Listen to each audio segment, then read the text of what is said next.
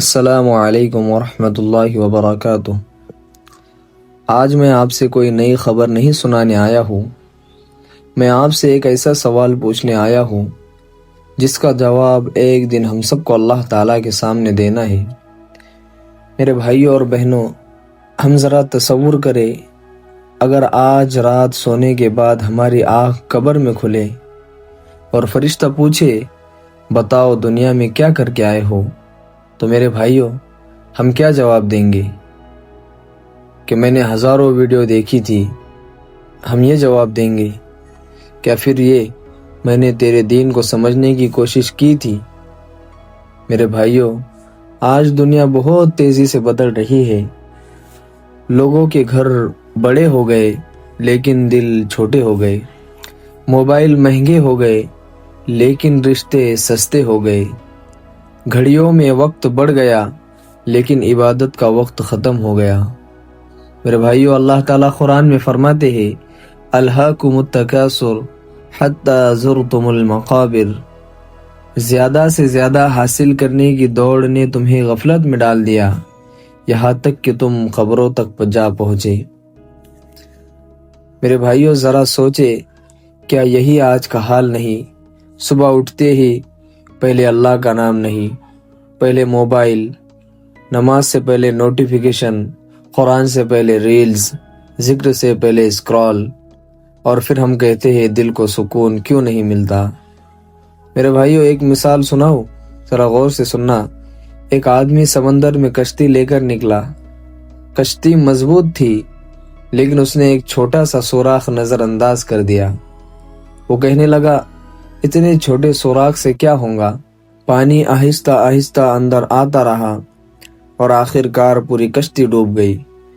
بالکل ایسے ہی گناہ بھی شروع میں چھوٹے لگتے ہیں لیکن جب دل میں جمع ہوتے رہتے ہیں تو ایمان کی کشتی ڈوبنے لگتی ہے۔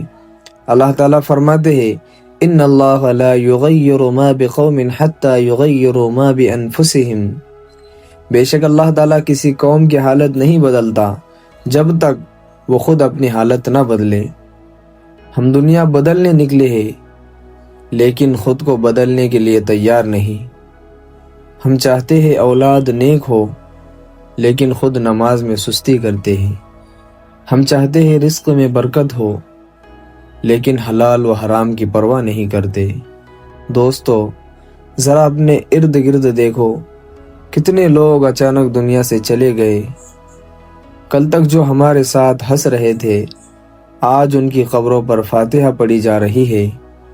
موت نے کبھی کسی سے نہیں پوچھا تم امیر ہو یا غریب، مشہور ہو یا گمنام، فالوورز کتنے ہیں، بینک بیلنس کتنا ہے۔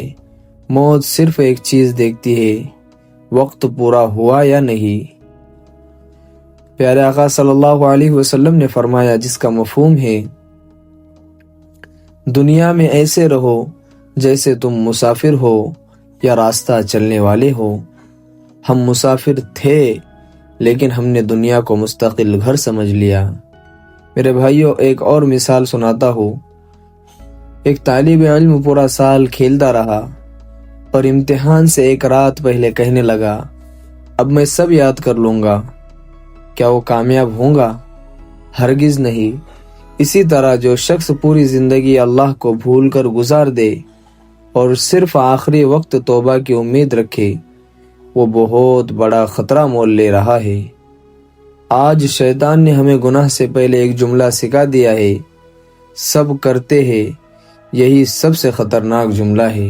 اب سب لوگ آگ میں کود رہے ہو، کیا تم بھی کود جاؤ گے؟ نہیں نا، پھر گناہ میں دوسروں کی پیروی کیوں؟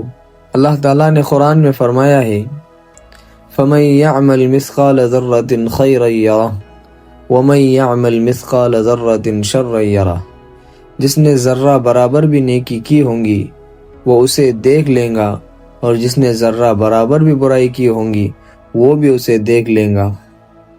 ایک مسکراہٹ، ایک سلام، ایک صدقہ، ایک نماز، ایک معافی، یہ سب اللہ کے یہاں محفوظ ہے، اور ایک ظلم، ایک جھوٹ، ایک غیبت، ایک تکبر، یہ بھی محفوظ ہے۔ آج انسان چاند تک پہنچ گیا لیکن اپنے رب سے دور ہو گیا۔ گھر میں ہر چیز ہے لیکن سکون نہیں۔ کیوں؟ کیونکہ سکون چیزوں میں نہیں، سکون اللہ کی یاد میں ہے۔ کیونکہ قرآن خود کہتا ہے الا بذکر اللہ تطمئن القلوب، اللہ ہی کے ذکر سے دلوں کو اطمینان حاصل ہوتا ہے۔ آج اگر ہم اپنے موبائل کی بیٹری 10% رہ جائے تو فوراً چارجر تلاش کرتے ہیں، لیکن جب ایمان کمزور ہو جاتا ہے تو ہم اسے چارج کرنے کی فکر نہیں کرتے۔ ایمان کا چارجر نماز ہے، قرآن ہے، ذکر ہے، توبہ ہے۔ میرے بھائیوں اور بہنوں، یاد رکھو یہ دنیا ہمیشہ رہنے کی جگہ نہیں ہے۔